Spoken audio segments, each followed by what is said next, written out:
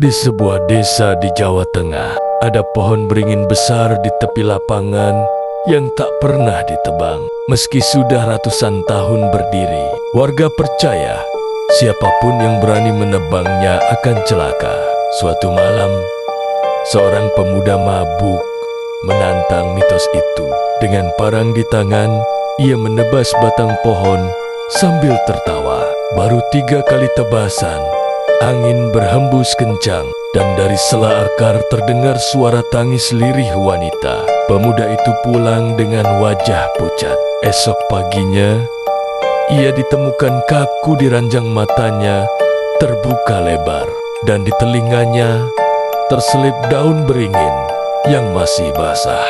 Sejak itu, tak ada lagi yang berani mendekat ke pohon itu setelah matahari terbenam.